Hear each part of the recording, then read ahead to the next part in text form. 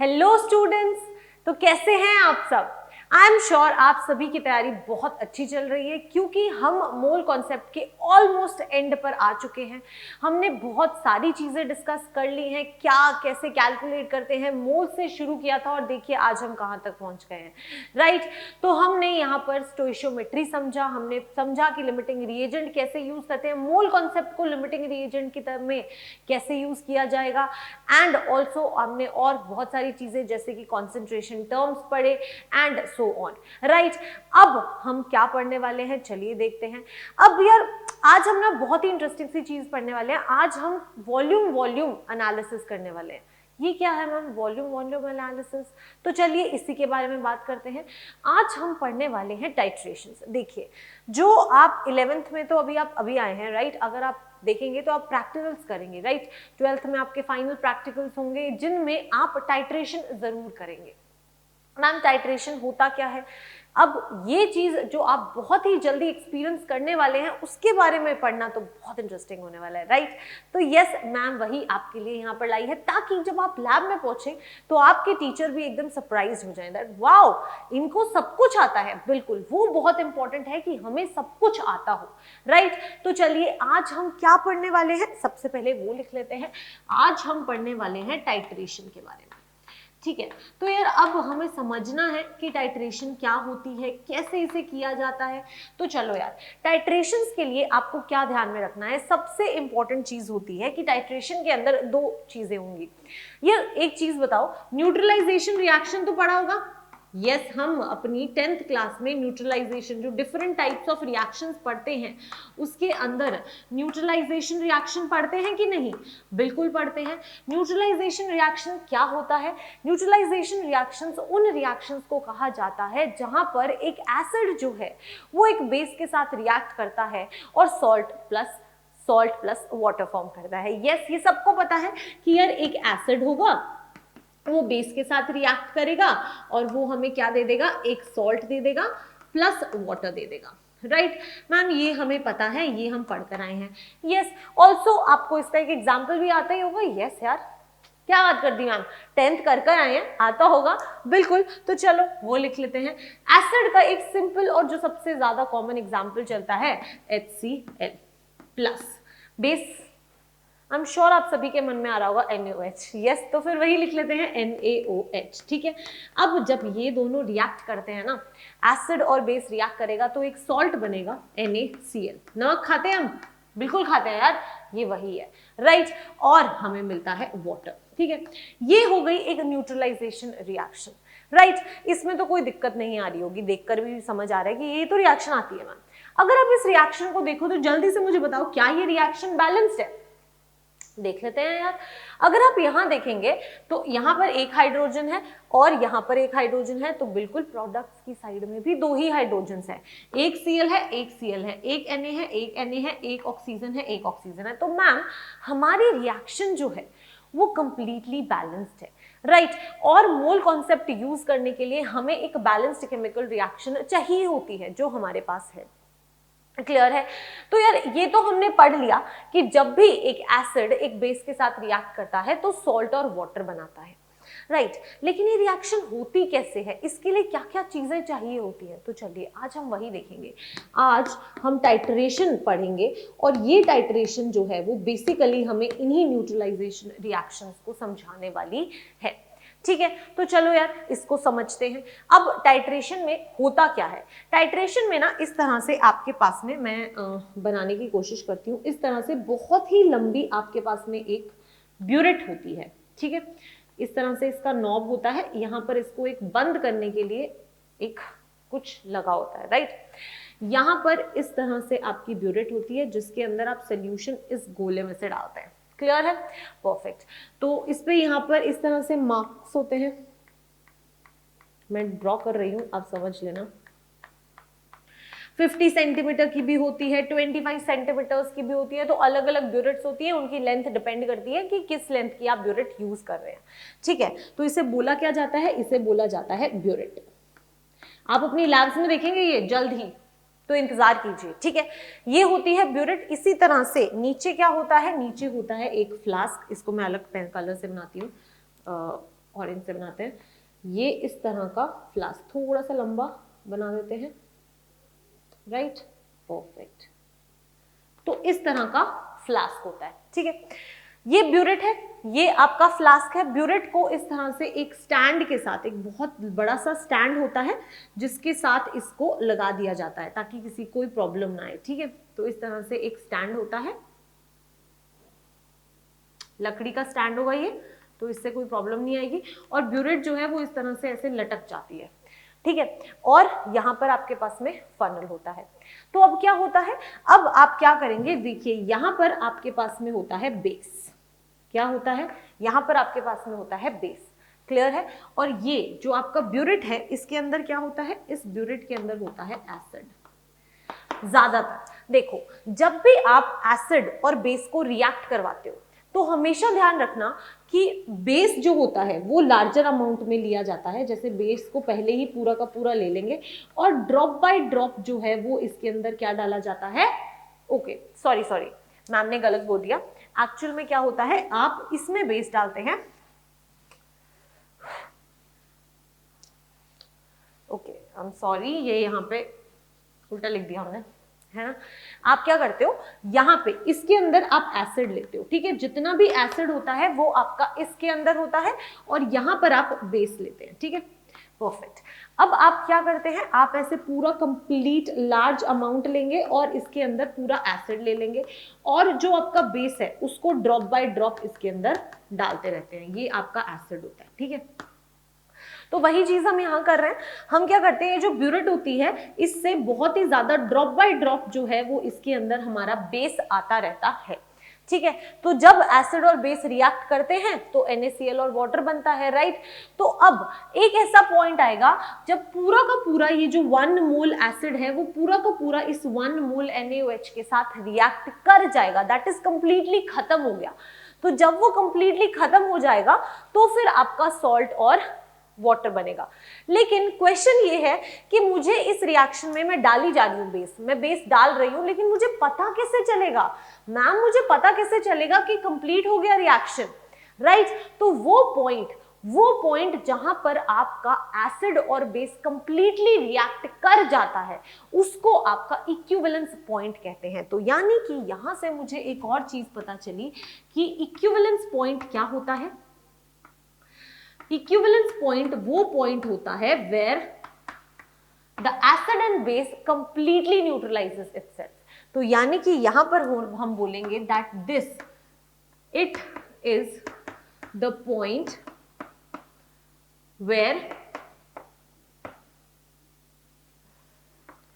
Acid and base completely neutralizes itself, completely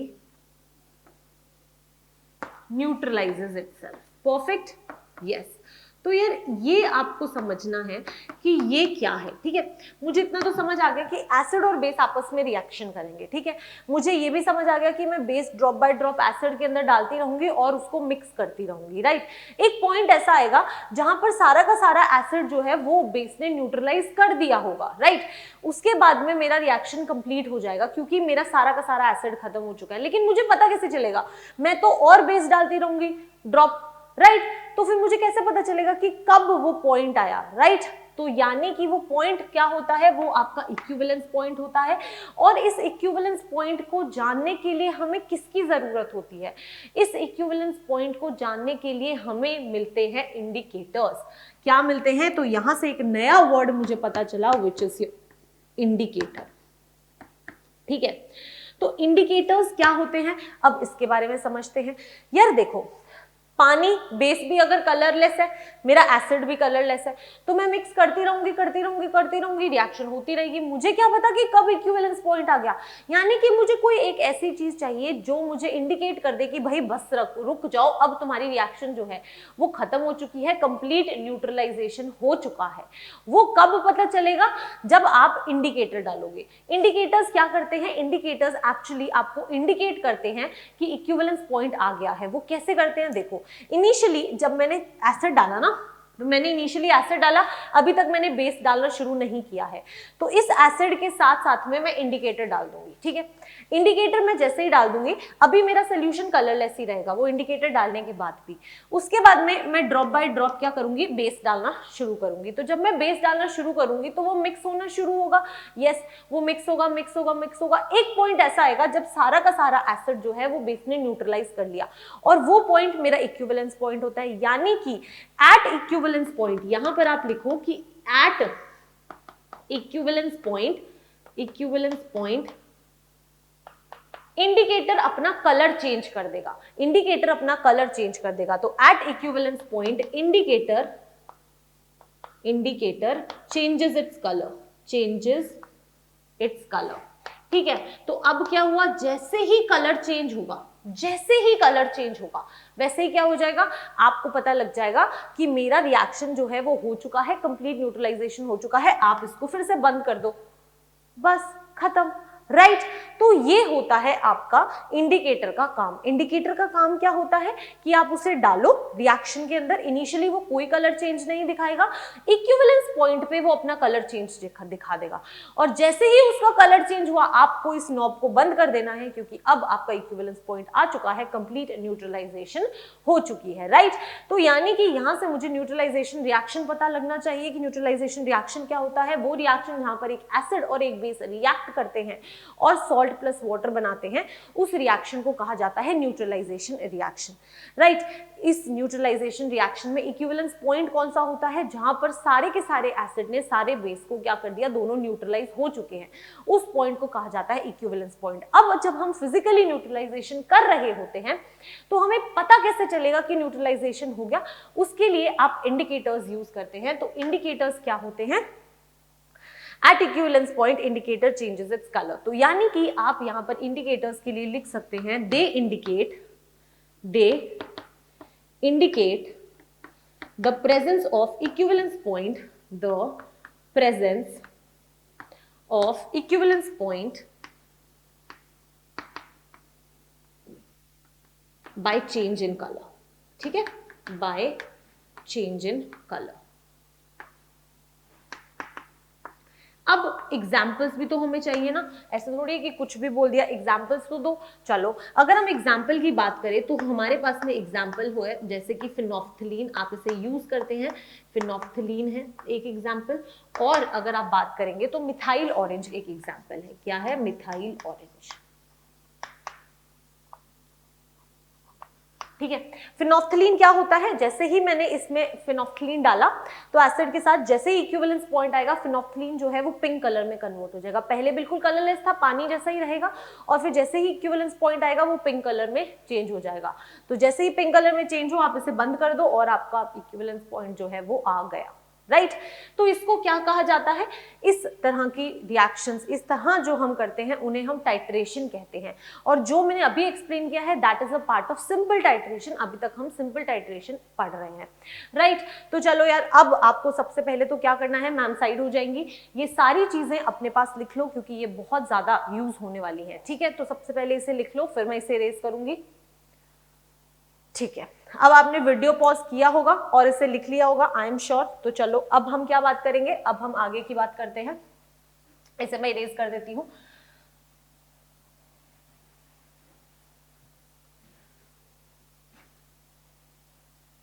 चलो, अब हम समझेंगे कि यार सिंपल टाइट्रेशन से बेसिकली मतलब क्या है। चलो ठीक है, ठीक है, अब अपने पास में हेडिंग लिखो, सिंपल टाइट्रेशन। Simple titration. अब क्या करना है इस सिंपल टाइट्रेशन में, मुझे समझ आ गया कि एक एसिड होगा, एसिड मेरा उस फ्लास्क में होगा, ब्यूरेट में मेरा बेस होगा, मैं जैसे जैसे डालूंगी वो हो जाएगा। ठीक है, ये बात तो आपको समझ आ चुकी है। अब आप यहाँ पर रिएक्शन के हिसाब से देखो तो आप बोलोगे कि जैसे HCl प्लस NaOH था तो ये दे रहा था NaCl plus H2O। Let's say मैं आपको बोलती हूं कि मेरे पास ना NaOH जो था वो 2 मोल्स था। ठीक है। तो मुझे बताओ कि HCl कितना यूज हुआ होगा। तो आपको पता है कि अगर मैं इस रिएक्शन को देखूं तो जब 1 मोल NaOH का रिएक्ट करता है तो 1 मोल HCl का रिएक्ट करता है, यानी कि मैं क्या बोल सकती हूं, दैट जितने मोल्स ऑफ NaOH रिएक्ट करेंगे बिल्कुल उतने ही मोल्स HCl के रिएक्ट करेंगे, राइट। रिएक्शन को देख के हम कह सकते हैं। तो अगर आपके NaOH के 2 मोल्स रिएक्ट कर रहे हैं तो मोल्स ऑफ HCl कितने रिएक्ट किए होंगे, 2 ही किए होंगे। मुझसे पूछा है कि कितना मास ऑफ HCl रिएक्ट किया है, तो मैं मास ऑफ HCl कैसे निकाल सकती हूँ, mass of HCl is number of moles 2 into molar mass. अगर आप HCl की बात करेंगे तो 35.5 प्लस 1 विच इज 36.5, ठीक है। बस इसको मल्टीप्लाई कर देंगे तो ये 0 1 12 13 का 3 और 1 3 2 6 और 7, तो 73.0 ग्राम्स जो है वो आपका मास आ गया है, राइट। तो इस तरह से आप इसको सॉल्व कर सकते हैं, इसमें आपको कोई डाउट नहीं है। तो बेसिकली आपको जो मेन जिस्ट था ना टाइट्रेशन का वो समझ आ गया है।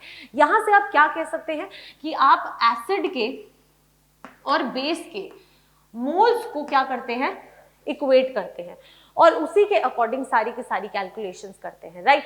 तो यार अब अगर आपको ये समझ आया तो सोचो कि आपके पास में ये ब्यूरेट है, ठीक है, यहां पर ये आपके पास ब्यूरेट थी और ये आपका फ्लास्क है, ठीक है।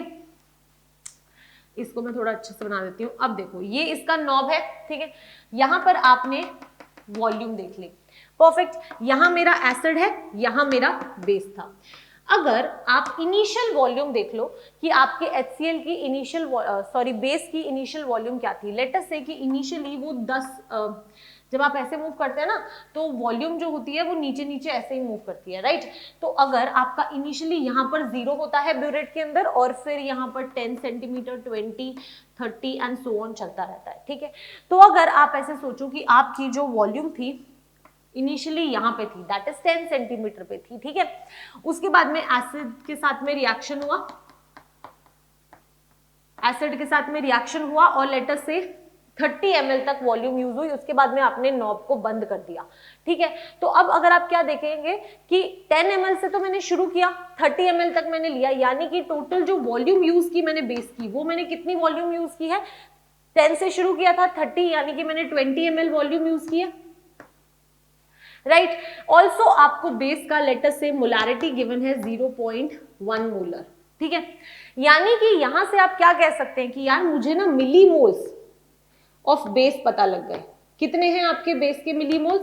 अब आप अगर बेस के मिलीमोल्स देखेंगे तो क्या हो जाएंगे, 20 into 0.1 which is equal to 2 millimoles जो हैं वो मेरे बेस के यूज हुए हैं। मैं आपको बता रही हूं कि एसिड जो है वो मैंने 20 ml यूज किया है, तो मुझे बताओ कि मेरे एसिड की मोलारिटी कितनी है। अगर आप इस रिएक्शन को देखोगे तो आप कहोगे कि जो भी मोल्स ऑफ मेरे एसिड रिएक्ट करेंगे वो इक्वल होंगे ना मेरे मोल्स ऑफ बेस के, है ना। इस रिएक्शन से हम कह सकते हैं 1 1 1 1, राइट। तो यानी कि अगर मैं एसिड मोल्स इक्वल हैं तो यानी कि मिलीमोल्स भी इन दोनों के इक्वल होंगे, यस। अब आप देखो आप मिलीमोल्स निकाल चुके हो बेस के आपके 2 मिलीमोल्स आ चुके हैं, और अगर आप यहां पर देखोगे तो मोलारिटी आपको नहीं पता लेकिन वॉल्यूम आपको 20 ml गिवन है एसिड की, यानी कि अगर इसके मिलीमोल्स की बात करें तो 20 इंटू m होगा, यस। तो यहां पर लिख दो 20 इंटू m, ठीक है। तो अब यहां से m की वैल्यू क्या आ जाएगी, 2/20 which is equal to 1/10 which is equal to 0.1 molar. तो यहां से मुझे मोलारिटी मिल गई मेरे एसिड की विच इज 0.1 मोलर। तो बेसिकली मैंने क्या किया, मैंने रिएक्शन को देखा कि एसिड और बेस क्या है, फिर मैंने रिएक्शन को लिखा। रिएक्शन को लिखने के बाद में मैंने देखा कि एसिड के कितने मोल्स मेरे बेस के मोल्स के इक्वल है, मतलब कितने मोल्स चाहिए उनको रिएक्ट करने के लिए, और उसी के अकॉर्डिंग मैंने सारी की सारी कैलकुलेशंस कर दी। तो टाइट्रेशन में बेसिकली यही होता है कि आपको 3 चीजें दे दी जाती है, ठीक है, और चौथी चीज की वैल्यू पूछी होती है तो क्या न्यूट्रलाइजेशन रिएक्शन में है क्या, मोल्स ही तो इक्वेट कर रहे हैं, मोल्स ही तो कैलकुलेट कर रहे हैं, राइट। तो एज सच कोई बड़ी चीज नहीं है, जो हम पढ़ चुके हैं उसी को यहाँ पर एक्सपेरिमेंटली अप्लाई किया गया है, क्लियर है। तो ये क्वेश्चन था, इस तरह के क्वेश्चंस आते हैं, इसको एक बार देख लीजिए क्योंकि अब हम करेंगे practice with more and more questions. Perfect, तो चलो यार जल्दी से देख लो इस क्वेश्चन को, फिर हम क्वेश्चन करेंगे। अब मैं क्वेश्चन लिख रही हूं,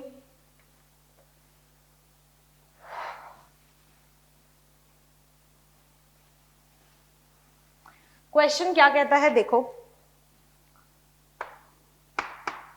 क्वेश्चन कहता है calculate the volume of 0.1 molar HCl, calculate volume of 0.1 molar HCl, आपको वॉल्यूम कैलकुलेट करनी है of 0.1 molar HCl required to react with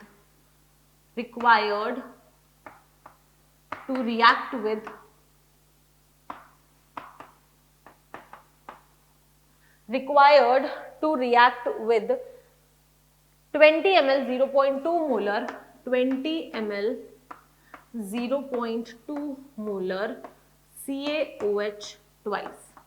चलो इस क्वेश्चन को करो। क्वेश्चन क्या कह रहा है ध्यान से पढ़ो और फिर ट्राई करो इस क्वेश्चन को। क्वेश्चन कहता है कि कैलकुलेट करो वॉल्यूम ऑफ 0.1 मोलर HCl, यानी कि अगर आप यहाँ पर HCl की बात करेंगे तो उसकी आपको वॉल्यूम कैलकुलेट करनी है और 0.1 मोलर HCl गिवन है। Required to react with 20 ml of 0.2 molar CaOH twice. ठीक है, तो यानी कि मुझे सबसे पहले तो इन दोनों के बीच में रिएक्शन लिखनी आनी चाहिए, राइट। तो चलो रिएक्शन लिख लेते हैं। यहां पर अगर हम देखें तो एसिड है HCl, बेस है CaOH ट्वाइस। मुझे पता है कि जब भी एक एसिड और एक बेस रिएक्ट करते हैं तो क्या बनता है, सॉल्ट प्लस वाटर। तो अगर आप यहां पर सॉल्ट देखेंगे तो क्या बन जाएगा, CaCl2 बनेगा प्लस वाटर बन जाएगा H2O। अब आपको क्या करना है, अब आपको यहाँ पर रिएक्शन को बैलेंस करना है। ठीक है, अगर हम यहाँ पर देखें तो Ca एक है, Ca एक है, Cl 2 है, वहां पर 2 है तो यहाँ पर 2 से मल्टीप्लाई होगा, राइट। अगर हम हाइड्रोजन देखें तो 2 और 2 4 है और यहाँ पर सिर्फ 2 ही है तो यहाँ पर भी 2 से मल्टीप्लाई होगा। तो अब जो रिएक्शन है वो मेरी कंप्लीटली बैलेंस्ड है। क्लियर है। अब अगर आप यहाँ पर देखेंगे तो आप कहेंगे कि जब 2 मोल HCl रिएक्ट करते हैं, 2 मोल्स HCl के रिएक्ट करते हैं तो 1 मोल CaOH ट्वाइस रिएक्ट करता है ना। ये देख रहे हैं हम, जब इसके 2 रिएक्ट करते हैं तो इसका 1 रिएक्ट करता है, राइट। तो यानी कि यहां से हम क्या कह सकते हैं, that moles of CaOH twice reacted will be equal to what? This will always be equal to 1/2 into moles of HCl reacted। Clear है। अभी तक जो हम स्टोइशियोमेट्री में करते आ रहे थे वही चीज मैंने अभी की है कि यार जब इसके दो रिएक्ट करते हैं तो इसका 1, यानी कि हमेशा जितने भी इसके होंगे उसके आधे मोल्स रिएक्ट करेंगे CaOH ट्वाइस के, राइट। तो यहां से मैंने यही चीज को लिख दिया, राइट। अब अगर आप यहां पर क्वेश्चन में देखेंगे तो आपको 20 ml और 0.2 मोलर CaOH ट्वाइस गिवन है, राइट। तो यानी कि मुझे मिलीलीटर्स में वॉल्यूम गिवन है, मैं मिलीमोल्स निकाल लूं।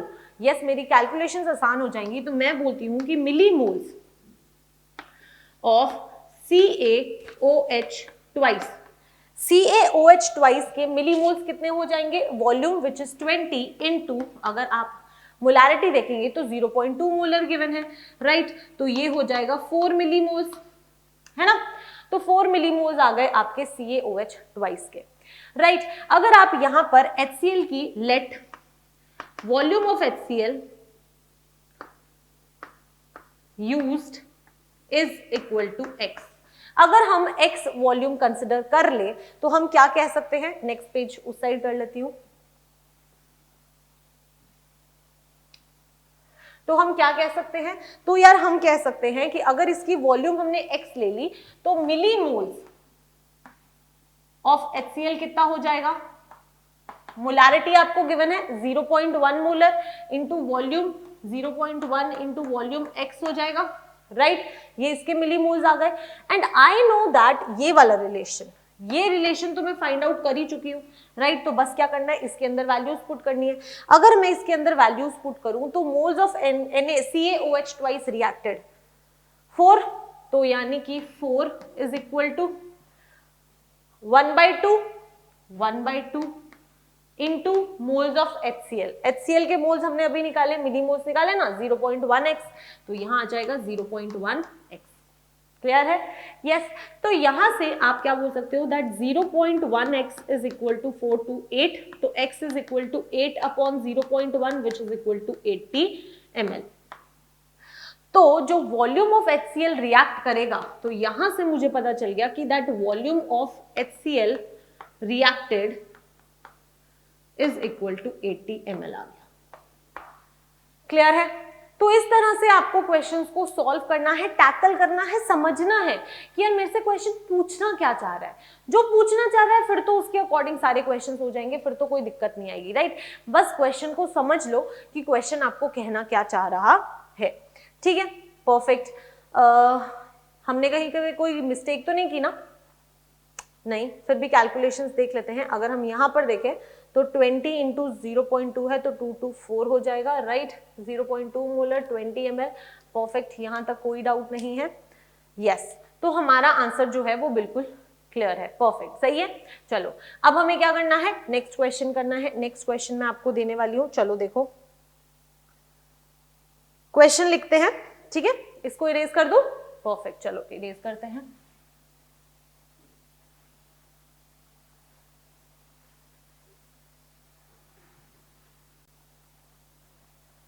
क्वेश्चन क्या कहता है, लिखो। 20 ml of H2SO4,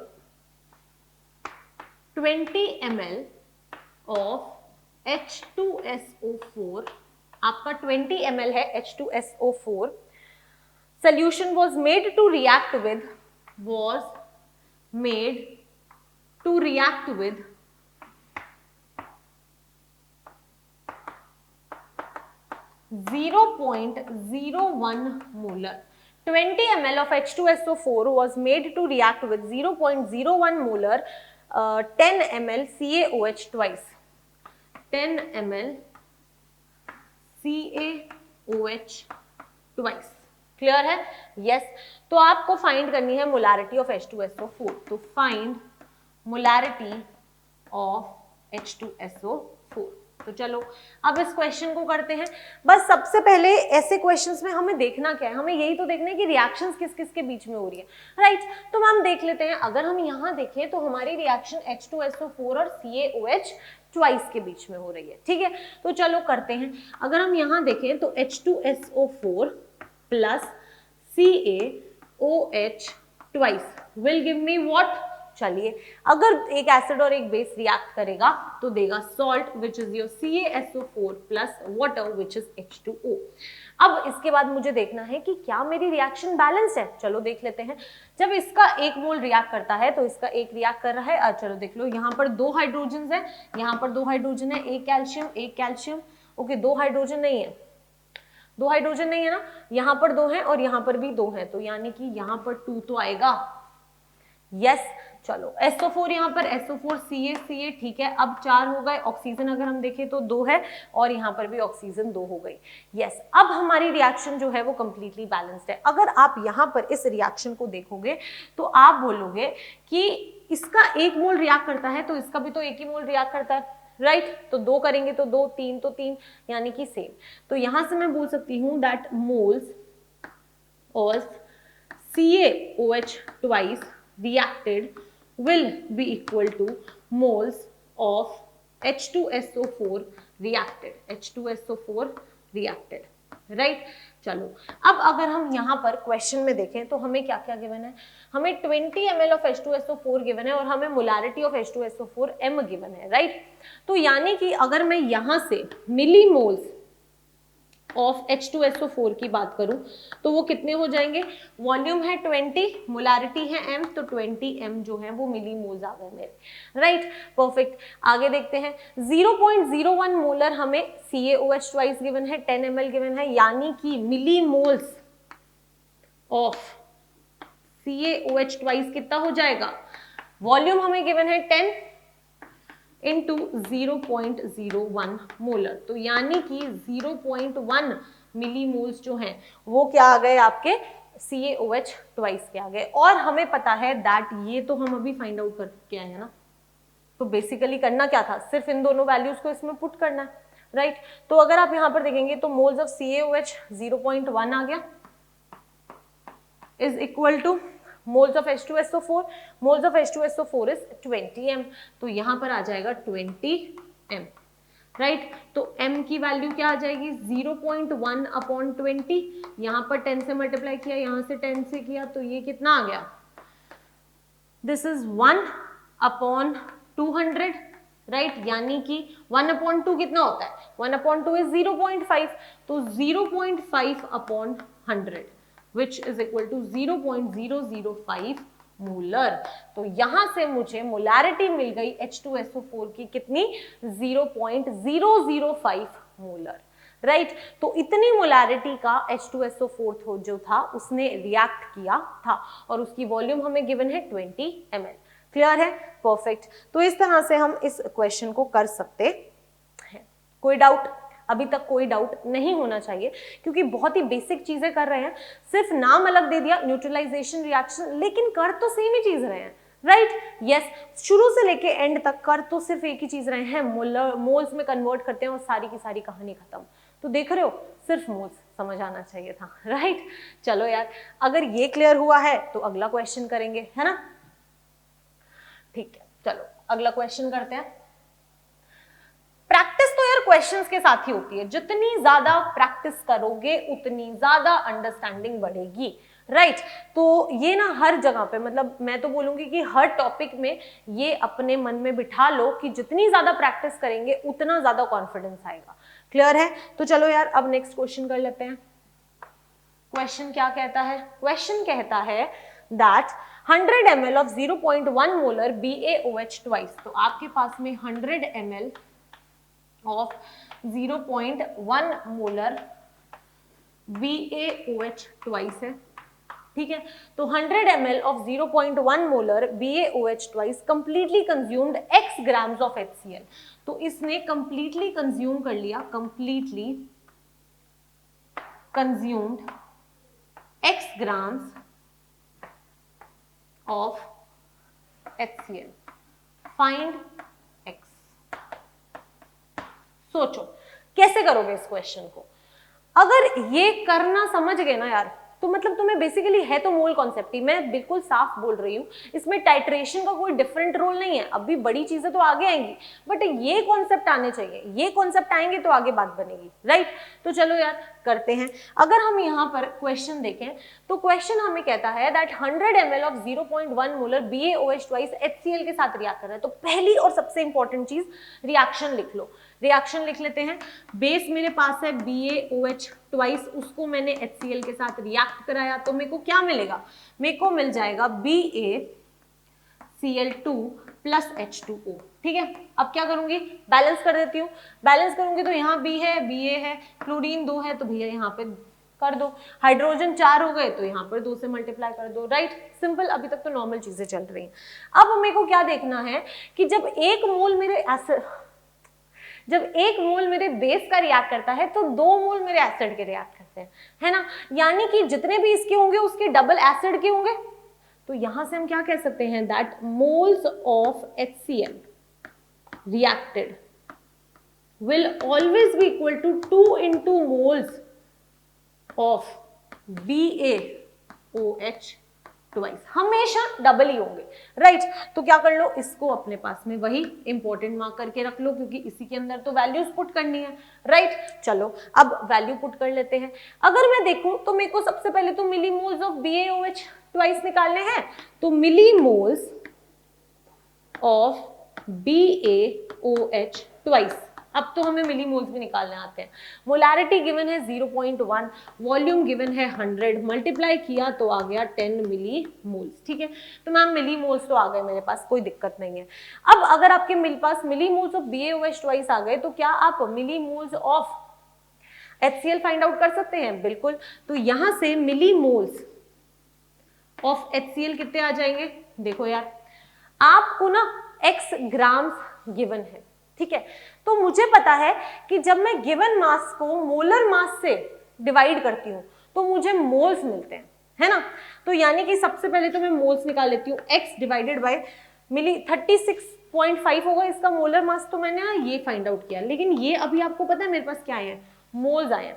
राइट तो इसको मैं मोल्स लिख लेती हूँ। अगर मेरे पास मोल्स आए हैं तो यानी कि ये जो 10 मिली मोल्स मैंने निकाले थे इनको भी मुझे मोल्स में कन्वर्ट करना पड़ेगा। तो मिली को मोल्स में कन्वर्ट करने के लिए क्या करना है, सिर्फ 10 × 10⁻³ कर दो, ये आपके मोल्स आ जाएंगे, है ना। यस तो बस अब क्या करना है, अब ये भी आ गया है ये भी आ गया है, वैल्यू पुट कर दो यार, कोई दिक्कत। चलो मोल्स ऑफ HCl कितने हैं, x/36.5, तो यहां आ जाएगा x/36.5। इसको किसके इक्वल कर देते हैं, 2 × मोल्स ऑफ बेस, तो 2 × मोल्स ऑफ बेस क्या है, बेस अगर हम देखें तो ये हम फाइंड आउट कर चुके हैं 10 × 10⁻³ तो यहाँ पर लिख दो 2 × 10 × 10⁻³ तो x की वैल्यू फाइंड आउट करनी है, तो x क्या आ जाएगा 2 × 10 × 36.5 × 10⁻³ सॉल्व करते हैं, ये आ जाएगा 2 × 10 क्या ना, तो 365 × 10⁻³, ठीक है, मल्टीप्लाई कर दो 5 × 10 6 × 12 13 3 1 3 2 6 1 7 × 10⁻³ यानी कि 0.73 ग्राम्स जो है वो क्या आ गया, आपके एसिड का मास आ गया, राइट यानी कि वही तो आपके x की वैल्यू थी। इतना इजी था इस क्वेश्चन को सॉल्व करना, सुनने में बड़ा डिफिकल्ट लगेगा कि अरे यार ये क्या हो गया, न्यूट्रलाइजेशन थी, वॉल्यूम थी, मास कहाँ से आ गया।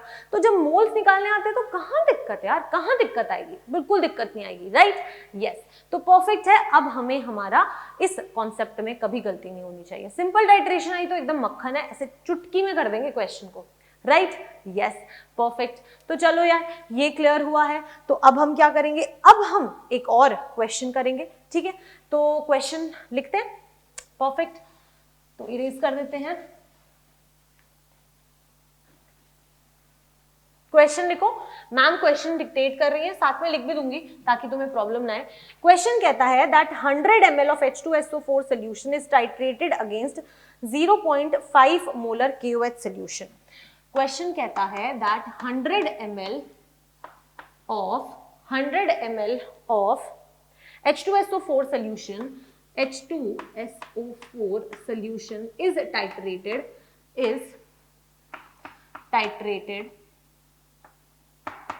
against,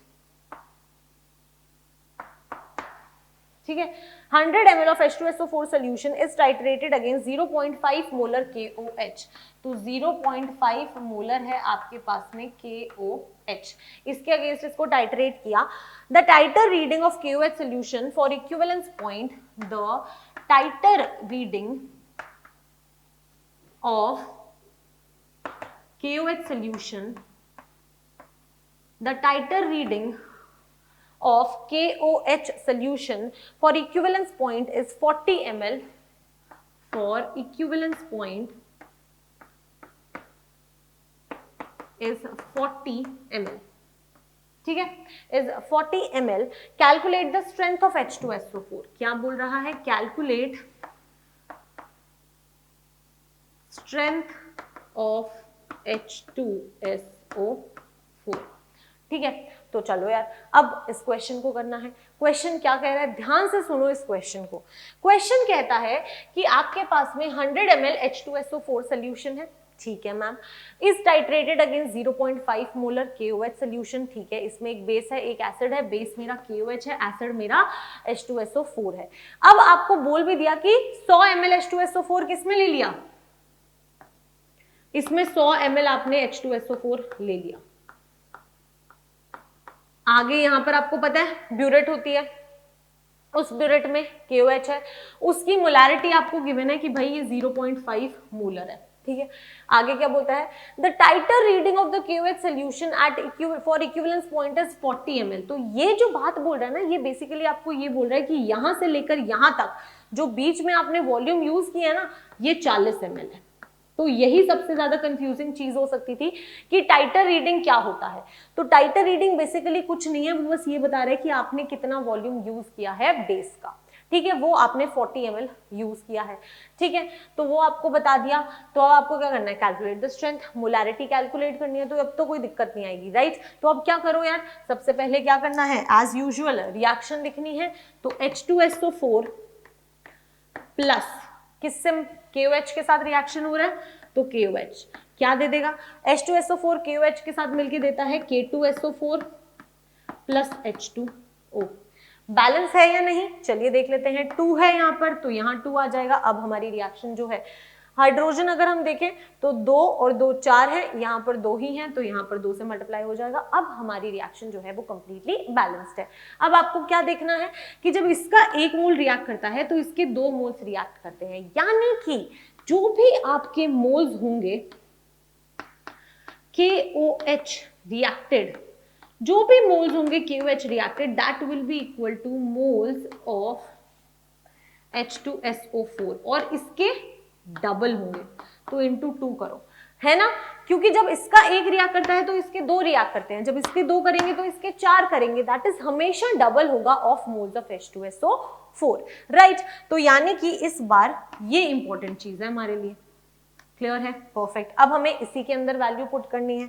अगर मैं यहां पर देखूं तो 100 ml H2SO4 सोल्यूशन मुझे गिवन है, मोलारिटी नहीं given, let us assume m है, तो यार मिलीमोल्स ऑफ H2SO4 कितने हो गए, मोलारिटी m है, वॉल्यूम कितनी गिवन है 100 ml, मिलीलीटर्स में ले रही हूं तो मिलीमोल्स हो जाएंगे, राइट। नेक्स्ट अगर आप देखेंगे तो आपको क्या बोला गया है, KOH 0.5 इंटू 40, यस, तो यहां से आपके मिलीमोल्स ऑफ KOH हो जाएंगे कितना, 0.5 मोलारिटी है इनटू वॉल्यूम हो जाएगी 40, राइट। तो 5 into 4 which is equal to 20 millimoles जो है वो आपके आ गए KOH के।